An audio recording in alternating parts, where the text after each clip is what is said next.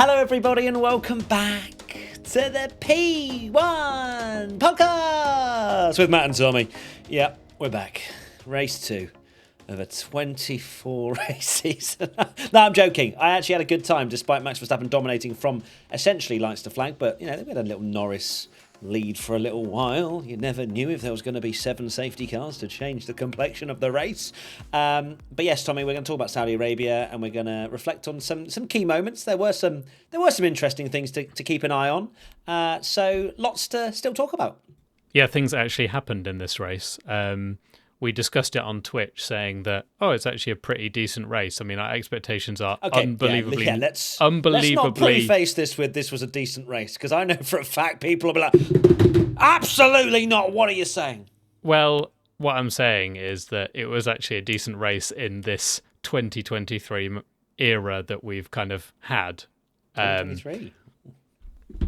Basically, it feels like the same season, you know what I mean? Since then, the sport has changed quite a bit. So this, I'd say this was actually an all right race because things happened. There was enough to distract us, really, from... I know it wasn't the greatest race in the world, but at least things did happen and go on unlike the previous race. So it wasn't the be-all and end-all.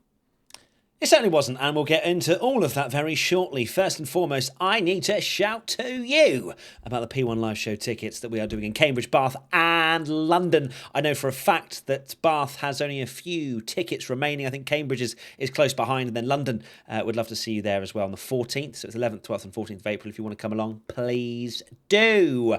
Right, let's start with my most memorable moment, and it has to be Oliver Bearman's drive.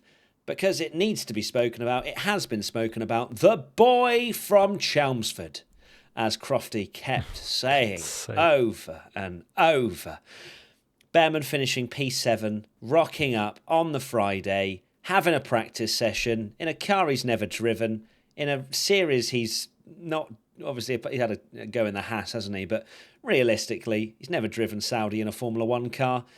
Lots of things to learn. And he was utterly impressive. To finish P7, which was just phenomenal. He showed like he was really unfazed more than anything. And I would I always like to call it having the minerals. And he definitely had both vitamins and minerals in this particular Grand Prix weekend. Didn't even have the first 2 practice sessions. And he was, and I think Charles Leclerc actually said after the race, sort of reflecting on Oliver Bearman's performance and saying that he remembers watching him in the garage on Friday, and after about 3 laps, he was like, oh my God, he's already on it, getting close to the walls and stuff like that. So if you're impressing Charles Leclerc, you know you're doing something right. You're going to get jealous, even more jealous of Ollie Bearman now, impressing Charles Leclerc. Yeah, hasn't called him babe though, has he yet? So it's fine. Yeah, amazing performance from Ollie Bearman to get points. I think the most impressive thing, there'll be people that go, so some people going, well, he's in a Ferrari. It's like, yeah, but he didn't do any of the Friday practice running. It's a daunting track. We've seen other drivers spinning off. One of them crashed into the wall. It's a very difficult circuit, and he's not made a single mistake. He wasn't ever going to be beating Charles Leclerc, but the fact that he's scored a point, he's finished ahead of Norris and Hamilton, it's a very impressive debut, and it was no mean feat what he did. The fact that he just looked ice cool, he's driving a Ferrari. We've spoken so many times about the pressure of being a Ferrari driver, and he had to do that on his debut with no practice, 18 years old, and he didn't make any mistakes. I think that's the most impressive thing. And to do a race start for the first time ever in a Formula One car, in the actual situation that he was in, and to do pit stops, or a pit stop, because one-stop races, woo. But for those people that say, Ollie Bearman's in a Ferrari, that's what you expect from him. Are you serious? Please point me to the part of that Ferrari where it drives by itself. Please. Tell me how he goes around Saudi Arabia with all of these assists that the Ferrari apparently brings him. No. Just put some respect on an 18-year-old's name That is such an impressive debut performance. Of course, qualifying, I'm sure he could get through to Q3 and start a little bit higher up. But once he got into clear air after getting past Hulkenberg, he apparently lost like 9 seconds overall to Leclerc. He finished just over, I think, 2.7 seconds behind Russell for 6th. And he managed to just withstand the pressure from Norris and Hamilton behind, both on soft tyres. Imagine getting that radio call. Yeah, so we got Lando Norris and 7-time world champion Lewis Hamilton bearing down on you around one of the most difficult circuits on the calendar. For people, it's such a lazy view for someone to say he's in a Ferrari. He should be doing that. It's like you need to have a concept of the sport and what these drivers are doing. It's not the game. Yeah, I'm sure it's exactly the same people that diminish everything that Max is doing at the moment, and those kind of people. Oh no, he does have drivers autopilot. Before. Oh, does he? Okay, fair enough. But yeah, it's really good. The fact that other drivers, like I say, made mistakes. He didn't. Pace was good. I thought there's so much that he had to have in that race where he started on a different compound. He was caught up in the mix of other cars and things like that. He so easily could have clipped a front wing at the start, or doing your first pit stop and it was a bit crazy in the pits because everyone obviously pitted behind a safety car as well. There was a lot for him to deal with in that race, and Saudi of all circuits as well. It Just was respect. Those first few laps were pretty tense, I would say. Bearman obviously he ran wide, didn't he, on lap 1, and you're thinking, hold on, is the whole scenario getting to him a little bit? And he did have a very close moment with Tsunoda, which I think he was quite lucky to get away with.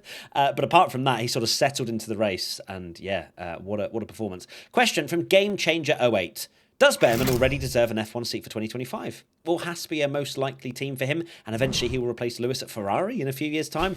Okay, all right, let's give it a second here. Let's just take a deep breath. I said even after his practice performance in the Haas in Abu Dhabi last year that he has already shown that he's got the speed, and I think this proves that he's also got everything else that you need to become a Formula One driver. No doubt, like that, there is no more difficult situation for a driver than to have one practice and dive into a Grand Prix weekend at last minute. I think it works in his favour a little bit in the sense of he doesn't have all these days to mull it over, like, I'm going to drive a Ferrari. So I guess in that sense, if you have a particular personality that can deal with that, it's fine. So for Bearman, it obviously was. And yes, I think that, K-Mag, as much as I'm going to probably praise you in this podcast for being an absolute maniac, he's probably should replace Magnuson for next year because Bearman has shown that he's got the speed, and I think he'll only get better if he gets a season under his belt. Yeah, I think this question is a classic case of, while Bearman did unbelievably good, deserves all the plaudits. Yeah, Hamilton deserves all the plaudits that he gets. I do think people need to maybe calm down a little bit because let's not forget, Nick de Vries was the super sub, and I'm not suggesting for a second that Ollie Bearman's going to go into Formula One next year and do as bad as Nick de Vries did, but it just shows that you kind of need to take a step back and not put piles and piles of pressure that he's the next Lewis Hamilton and oh my god, yeah, we should replace Lewis at Ferrari when he leaves. That is such an extreme thing to say already. He's done a fantastic job. He did everything he needed to do. I think the biggest takeaway for me is it shows that there's so many young drivers waiting in the wings. We've seen it now. We've seen it with Liam Lawson, who did a fantastic debut, and of barely a few months ago, we were all saying, why isn't Lawson getting the drive? This is ridiculous. And now it's Ollie Bearman. It just shows that there are so many of these drivers. You've got to think, what could have Drugovich done if he'd have been able to drive instead of Stroll at the start of last year? All these drivers just deserve a chance, and they're not getting it. And that is the frustrating thing, I think, that can be taken away from this, that there are so many drivers out there that can do a good job. But no, the grid has to stay exactly the same. Well, it's a sport that Formula One is incredible, but its biggest limitation is that they're the 20 best drivers in the world. But they're also and not. That's it. You think of football, you think of most sports. You play for a team, and there's loads of teams, and there's thousands of professionals, taking part in their sport. Whereas this, it is 20, and then there's a lower division which you can't even take part in if you've won it or whatever, and it wouldn't be good for your career anyway if you're waiting on the side. I'll go race an F2. Yeah, why not?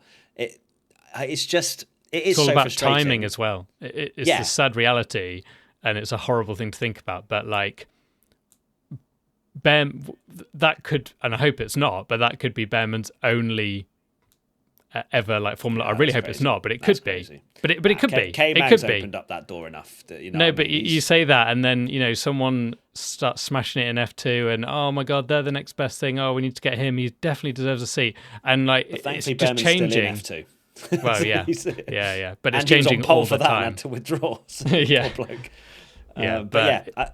It changes all the time, doesn't it? So it's about having those breaks, and I'm glad he has, and I think it's shown that there are drivers that deserve to be there, and that is the frustrating thing. And that can, and they show that they can do it as well. Yeah, exactly. Do you want to share about your controversial take on this that you kind of mentioned as well around F1 cars these days? What, being potentially a little bit easier to drive than normal, that essentially he's not done months of training for it. And that comes down to the fact that, I'm not saying it's easy because he deserves the plaudits for anyone thinks I'm saying that, but it does show that I guess these Formula 2 drivers can step in, because we've seen it with De Vries, we've seen it with Lawson. They can come in mid-season and do a really solid job. It's happened 3 times now in a row. But again, maybe it says more about the caliber in Formula 2 as well at the moment, and there's all these drivers that deserve seats. P1 Patreon member Shikau. Why Norris and Hamilton on fresh softs couldn't catch up to Bearman and others on old hards? Maybe not the best structured question, but yes, why did they not catch Bearman? Well, they both went on to slightly used soft tyres, and I guess the differential wasn't massive. I think that they had on the graphic that it was 1.1 seconds between softs and hards, but there's so many factors within that it's like, well, yeah, but the softs were a little bit used, and you've also got the fact that there's different conditions and there's lighter fuel loads, and I'm a little bit confused as to how they didn't catch as quickly. But then again, Saudi, as you mentioned, Tommy, in the Twitch watch along, there's not, as much as there's 27 corners, a lot of them are fast and they're kinks, and there's not a huge amount of areas for drivers to take advantage of extra grip. I would say, maybe in that sort of middle part of the lap where it's, really close to the walls and stuff, but a lot of it is very, very high speed. So yeah, I'd probably say that, but even then, the delta was supposedly going to be 1.1 seconds. So perhaps those sort of 5-6 laps that Norris and Hamilton had already taken out of those softs before going on to them just took off that edge, that sort of half a second extra that perhaps they would have had they whacked on fresh softs, because they were still catching, but not at the rate that either of us expected. Yeah, they're catching, but it wasn't enough. Like I said, the when you've got heavy braking zones or more twisty technical sectors, you're gonna catch up a lot more because you can brake a lot later, you can take so much more corner speed. But like you said, when it's flat out kinks for 20 of the 27 corners, pretty much, you're not gaining a huge amount. Again, not that I wanted them to catch him, because I'm glad he actually kept that position, because it made for an incredible story. But does make me wish that that they maybe was a bigger advantage, because that's how you get overtaking and excitement and what we saw sort of back in the mid 2010s and things with the Pirelli tyres. But alas, one stops. Yeah, one stops. Woo. I guess it's, not having that spread of compound, and it's also about the tyre allocation and not having a fresh set of softs available to you. You actually have to use one that you've used previously in a qualifying session or whatever. So, unfortunately, that is the state of Formula One. But one day maybe they will give it a go. And just do a little C1, C3, C5, see what happens. And it's the greatest race of all time. And then we have them in every single Grand Prix. Okay, Tommy, hit us with your most memorable moment. My most memorable moment is the Haas to plan from Haas and K-Mag. Basically using K-Mag, his ability of being Kevin Magnuson and causing a bit of chaos to their advantage, because he drove quite recklessly, got penalties, and then realised that, well, actually, it's impossible to overtake, which is a rant for later in the podcast, so stay tuned for that one. And Kevin Magnuson was able to essentially hold up the whole field, go sometimes, even 2 seconds a lap slower, couldn't get past, and it just allowed Nico Hülkenberg to basically have almost a free pit stop by the end of it. And it's something we've seen in Formula One before. This is maybe the most extreme example I remember in recent years of this happening, but they played it well because it's a team sport. I'm sure Haas are very happy that they've got a driver that would agree to do that, because essentially he's sacrificing his own race really and his performance, just knowing that they could get a point on the board. And it was a great decision from Haas, because it just completely opened up, and you wonder why more teams haven't done it before, particularly likes of Monaco and stuff. Yeah, with the lower place teams, I'm not going to say it's going to become a problem, but K-Mag and just letting him off the leash and going, K-Mag chaos, that's what I've ordered. Let's see what you can do. And of course, he racked up 20 seconds worth of penalties very early on, so his race was done.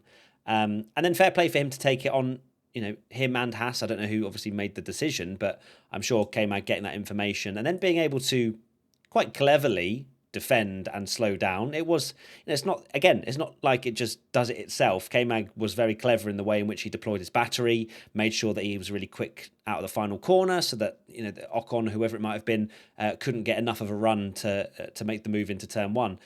And I loved when we were looking at his rear wing, looking back at Ocon, I think at the time, and he'd had a reasonably good first couple of corners, a bit too good actually. And you hear him come off the throttle before anywhere near the braking zone, so that Ocon's right behind him again as he goes into the corner, and then just goes 2 seconds slower than he can do in that first sector.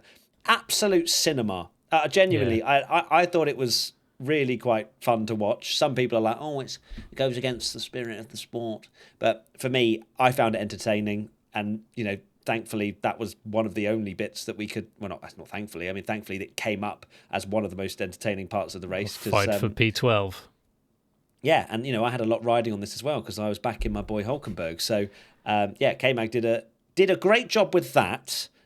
We will then get on to his penalties now, actually, with a question from Formula Latest. What do you think about the second K-Mag penalty? It seemed really harsh to give him 10 seconds for that. So for some people that may not be aware, and to be fair, I wasn't aware going into this weekend, around the sort of baseline penalties that have changed going into this year. So the drivers have kind of voted and wanted this to happen, where things like contact and leaving the track and gaining an advantage, like K-Mag did, where he made the overtake, went off the track and then carried on, those penalties are now penalised harder than they were before. Usually it was 5 seconds. You remember Fernando Alonso saying to Jolyon Palmer, 5 seconds, it's a yoke. Classic Monza team radio. Well, it's now 10 seconds. And for me, penalties will never please anyone, but I think that's worthwhile, especially because it then will de-incentivise, if that's a word, unincentivise, that's the one, drivers to do that, to break the rules and be like, screw it, I'll just do that, carry on, take the 5 seconds and extend. Now it's 10 seconds, and you have to really weigh up, is that actually worth it? Because I think a lot of the time it won't be, especially if this is in the midfield. Yeah, the one that comes to mind is last year with Sergio Perez and Alex Albon in Singapore, where essentially Perez steams down the inside, it's not a clean move, but he gets a 5-second penalty, and then of course he's in a Red Bull, so he's got such an advantage.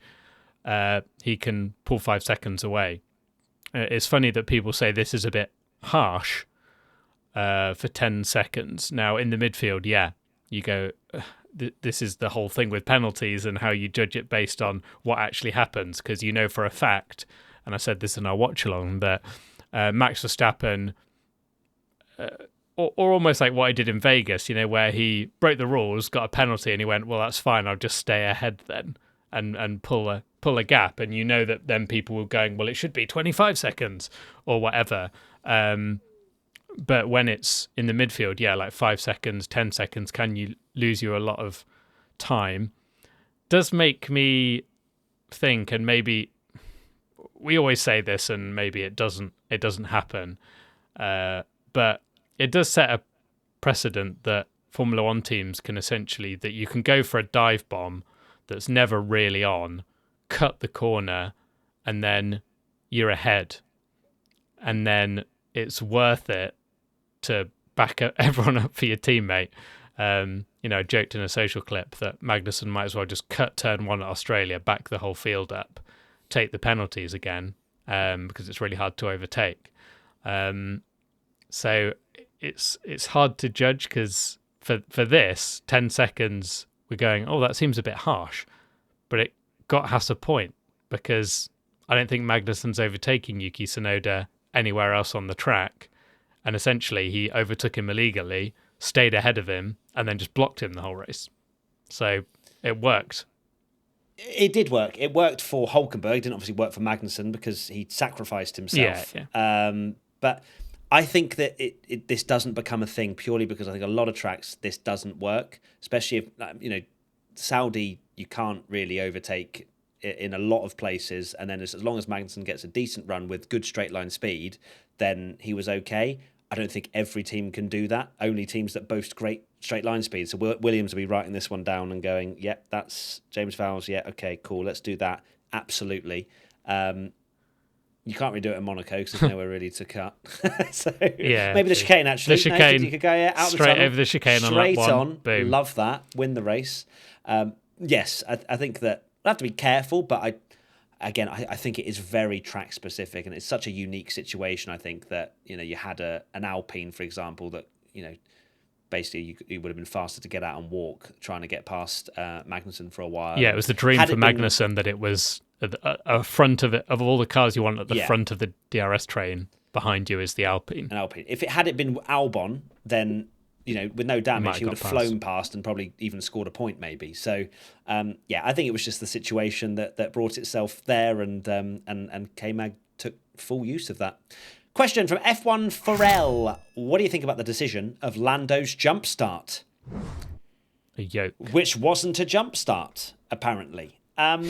How? I don't know. I still don't understand really what's gone on there, because he's moved his grid box whilst the lights are coming on, which is against the rules.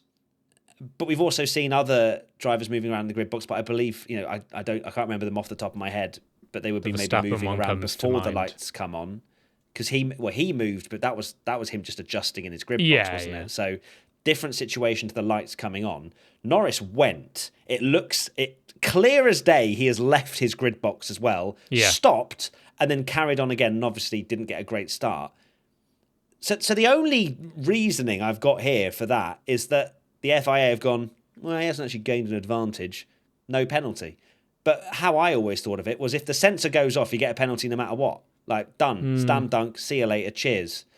So very surprising. I thought that was going to be a penalty given to him almost immediately. Me too. I think there should be some kind of... I think Formula One as a sport, particularly as it's kind of trying to appeal to all these new Formula One fans. That being said, we've been watching it for years and years and years and decades and meant to know wheel. And we don't even understand why this is a thing. So there should be some kind of... I feel like it's F1's duty to sort of explain to fans why, because you look at that and from face value, it's a jump start all day long.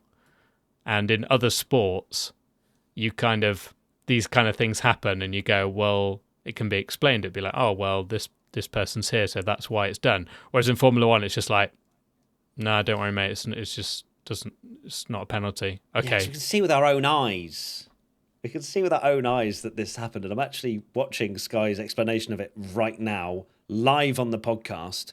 So I'm going to see what Anthony Davidson says. We can stay tuned with this. On each grid box, there is a sensor. Yeah, cool. So he points to a line where his wheels are clearly over. Oh my God, so it appears the sensor wasn't working. That's what Anthony Davidson reckons. So it didn't detect him moving, which makes perfect sense. But then, you use common sense. You go, hello, we are the FIA, we can give penalties. Yeah, right. Just to do a really extreme example of that, a driver, say, like, obviously they wouldn't do this because they wouldn't know it wasn't going to work, but say the pit lane speed detector isn't working and one of the drivers flies down the pit lane at 200 miles an hour. It's like, well, sensor wasn't on.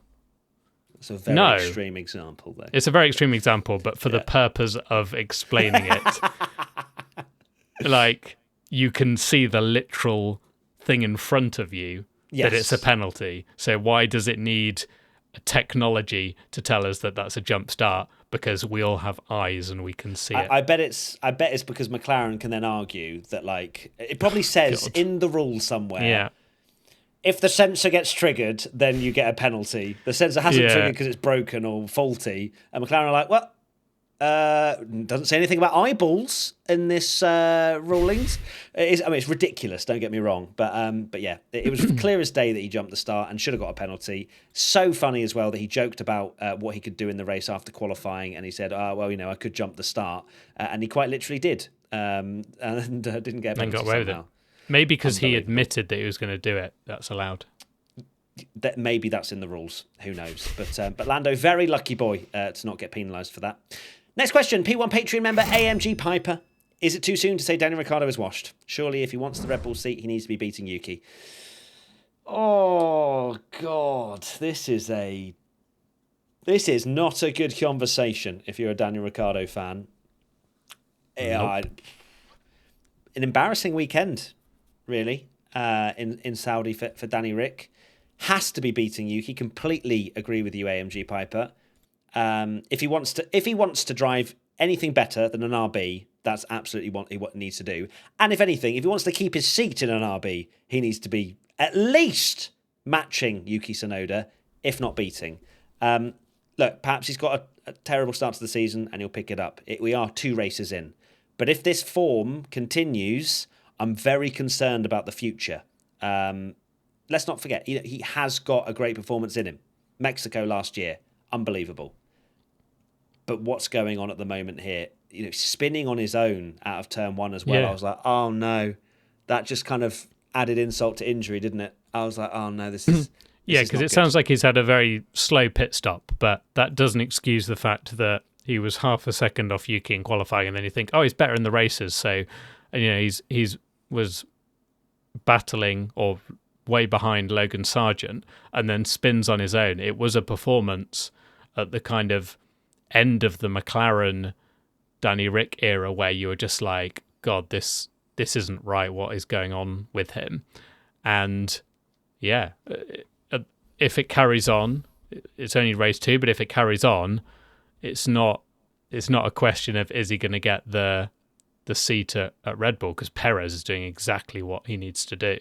I know he did this last year, and we'll see. But at the moment, Perez is doing exactly what he needs to do. Daniel Ricciardo is more under threat of losing his RB seat completely, particularly when we've seen what Lawson can do against Tsunoda and how he's performed against Tsunoda. So if Daniel does keep getting sort of beaten by Tsunoda, yeah, it's really not good.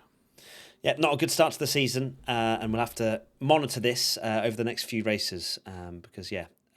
But then, I guess, learnings from last year is, as you say, Tommy, Perez had a great start to the year, and then it all kind of went downhill. And then by the mid-season, we're like, oh, he's going to lose his seat, just because that is how Formula One goes and knee-jerk reactions and all that. So, a weekend to forget for Danny Rick for sure. And also for Tsunoda as well, because Tsunoda should have done so much better, but then kind of got caught up in that whole battle. K-Mag obviously doing that cheeky little illegal overtake, basically ruined his race completely. It's almost like Yuki Tsunoda. It's like illegal for him to score points because something always happens. He almost always has the pace to be 10th, but it's a different reason every time. Last time, he couldn't pass or whatever and got caught up and fell back. Then this time, you're like, oh, he's going to score points easy. Oh, no, he's been passed by Magnuson illegally and now he's getting blocked by him. And then it all kind of fell apart from there. Certainly did. Let's move on now to biggest winner, driver or team. I wonder who we're going to go for this week. Mine is Oliver Bearman. Because of all the reasons listed above in this podcast, great drive. No one else deserves it more than him. I'm going to go for Haas because they're now 6th in the constructors title. And it showed, because wow. It's the conversation that we've had where top five teams, if no one, if it wasn't for Stroll crashing into a wall and then not being able to take his car back to the pits, we'd have another 10 lockout and no points. So that point for Haas, I'm not saying that other teams aren't going to score points, but it could be very important indeed come the end of the season. If they all continue to finish every single race. But we did have a couple of DNFs this time. Gasly's car already, just like, nah, I'm good. Gasly was like, nah, we're not going to have 3 races in a row where 20 drivers finish. Peace. Question from Tommy Gunn 86. Thoughts on the win? Oh, wait. We didn't do that. Oh, you missed a question and then went biggest winner. I'm so confused. Yeah, I know. Yeah, I just read that and I was like, wait, I haven't read that yet. And then we did biggest.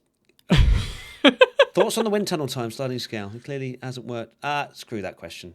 That's what I thought you were doing. I thought you were just skipping. Yeah, sorry. My brain. All right, calm. Sorry. We can cut that bit out. It's fine. Biggest loser then. Biggest loser. There's a few candidates for sure. Lance Stroll has put himself under pressure again of being a bit rubbish. I know it's only one race, but Kick having a dreadful time. Gasly Sargent not even starting. By his teammate when his teammate had damage. Gasly is now 21st in the title. I would actually nominate Sargent. The fact that with Ollie Bearman now getting a point, P21 is a possibility again. So. Man needs to get a point. Gracious me. All right, I'm going to lock in Kick because they are literally nowhere and they're 17th and 18th. What's yours? I will go for Lance Stroll. Yeah, because I think after the last race and how well he did, we were like, oh, he's so much better than last year, and then he's binned it. And it was also miles off Alonso in qualifying. So it's almost like we saw the good side of Stroll and then immediately after saw the bad side again. What side will we see in Australia? We will have to wait and see. Let's now reflect on our predictions that we made on Wednesday and see how we did. Now, coming into this, Tommy, do you remember how many points we both have? No. Okay, well, that's what we have to do. That's what we promised people. We said we're going to keep an eye on it. Is it 3-3 or 4-4? I'm pretty sure we are drawing. Yeah. Yes. See, Tommy, we have to remember that because people ask for it. Okay. Right, we are drawing. That's all that matters right now. Biggest good surprise? Oh, I've been chefing. Nico Hulkenberg, thank you very much. That is, I thought it was done and dusted when he was kept out there on the medium tyres, and after his car breaking down in qualifying, he said, no, I am going to deliver a point for Haas and a point for me. Come on. I went for Logan Sargent. And I even said, as soon as you did your next prediction, I was like, well, that's gone out the window. And yep, sure did. I love as well, you've literally gone for biggest good surprise Logan Sargent, and my guy has gone out of the top 20 in the Drivers' Championship because of you. What do you mean? Well, he was in the top 20 in the Drivers' Championship, and then Oliver Bearman came in and has now put him down to P21. Well, he's not 21st. He's not 21st. Oh, is he not? No. Gasly's 21st, sadly. Oh, because he's had the worst results. So where is Logie? So Logie's way up there in 19th. Oh, okay. Come on, Logie. Sorry for the slander. I don't think you get biggest flop now because because he's actually improving last year. Absolutely jog on. Biggest flop. I went for Logan Sargent. Look, he should have beaten Albon. My guy's been squeezed into the wall by Magnuson, had damage, and he still finished 4 places behind his teammate. I'm cashing in on that flop. Yeah, I don't understand how James Vowles going to keep defending him if it's going like this. Biggest flop, I went for Lewis Hamilton, which, yeah, definitely. He was the worst of the best. Just not a good weekend at all for Hamilton, really. Certainly was not. Congratulations on that flop point, Tommy. Congrats. Pole position. I went for Charles Leclerc. Didn't happen. So we'll see you in 2 weeks' time, where I predict him in pole again. And I also went for Charles Leclerc. No. You bought into that hype train, and it did not leave the station. Our top 3, then. In 3rd position, Perez.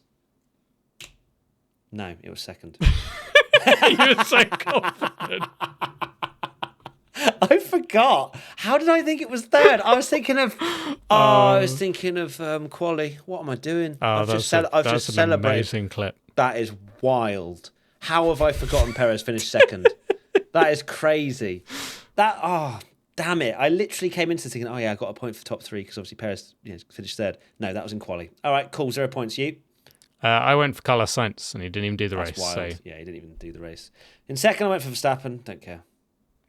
P2, I went for Charles Leclerc, which you thought he was 2nd, but he wasn't. He was 3rd. Which is great. And then 1st, I went for Charles Leclerc because I'm an imbecile. And I went for Max Verstappen because I'm not an imbecile. Yeah, well done, mate. Congratulations. Hope you're happy. You're just going to win by going Max first. So that's currently level then? Yep, still level, but we still got one crazy prediction, Tommy. Relax. There will be at least 2 forms of safety car. Now, let's discuss this. Was the virtual safety car flown for at least 0.1 of a second, and then they changed it to safety car? I'm going to say yes. No, you can't have that one. Half a point. All right, cool. No Tommy? points. Mine was Haas get a point. And that's absolutely disgraceful. You just copied me. You saw the Nico Hulkenberg hype train. You saw Biggest Good Surprise, and you went, yeah. And to be fair, you've nailed it. Congratulations. Yeah. Enjoy the money. I thought that I gained a point as well now. I forgot you did that. That's really irritated me now. And the 3 crazy predictions from you wonderful lot. Lozzie Dog, one of the McLaren boys on the podium. No, Piastri was close. Yeah, we actually didn't even mention Piastri. Piastri absolutely cooked this weekend. Just finishing 4th. Couldn't get past Hamilton to save his life, but that's fine. I don't think he would. That was actually going to be my rant about because we didn't. I was going to mention about. You teed up a rant and you never ever ranted. It's because the question wasn't used in the end. But okay. Go on, just rant. Go on, Tommy. But basically, while it was hilarious to watch Kevin Magnuson, I couldn't think whilst watching that happen. No one able to get past a Haas for the 2nd time in 2 races, and also watching Oscar Piastri, even with DRS, unable to pass Lewis Hamilton, just made me depressingly think how Formula One baited us so much with these new rules. It's so easy to overtake, and it's just falling like exactly the same way every other rule has done, where it starts off really good, and then the F1 engineers have to ruin it, and now it's really hard to overtake again. And it's very frustrating. It's something Ollie Bearman actually mentioned, that he was like, he got behind another car and was like, wow, this is difficult compared to Formula 2. And that's depressing. It really is, but that's not a note we want to leave the podcast on. But yes, I do agree that it is a shame. It's very annoying. A couple of years ago, at this very track, we had one of the greatest fights for the lead again with Charles Leclerc and Max Verstappen. They were both quick in different parts of the track. Yeah, we're like, oh my God, it's so good. They can pass and repass. I'm not going to have a go at F1 because F1 did clearly create regulations at the beginning of 22 that worked. And then the F1 teams went, nah, bruv. I want to make sure that the wake is as wakey as possible coming off the rear end of my car or our car to ensure that the car behind can't overtake us. It's Formula One teams that are ruining this, and F1 need to make even tighter, stricter regulations to stop them from messing up with the air. spec series or just use the F2 cars? Well, let's not open up that box, shall we? Okay, what else have we got for crazy predictions? All that jazz. Stroll on the podium. Oops. And Realm Copier, a driver will win their first ever Grand Prix. Yes, Max Verstappen has won his 56th first Grand Prix of his career. Congratulations. Wait, you're reading out the wrong predictions there.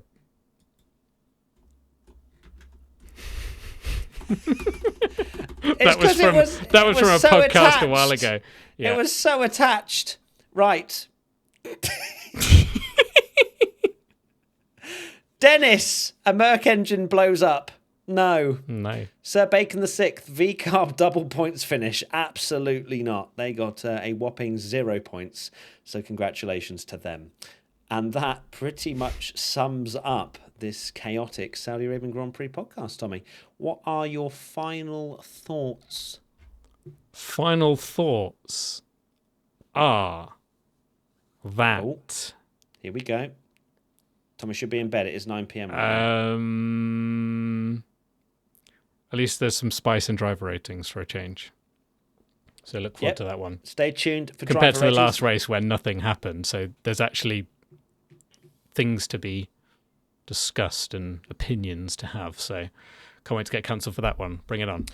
Very surprised that you didn't just bring up Fernando Alonso scoring a very solid P5, because I thought that would be a good opportunity for you to shout and rave about your boy and the fact that Aston Martin didn't look as bad as they did in Bahrain race trim. So good stuff for Aston Martin. And actually as well, didn't even mention, Ocon finished 13th. What a great drive. Didn't even finish last. So Alpine clearly making steps forward, even though he still was a lap down. But that's Max Verstappen for you. He's going to be miles ahead of Gasly in the championship. They're not going to be happy about that.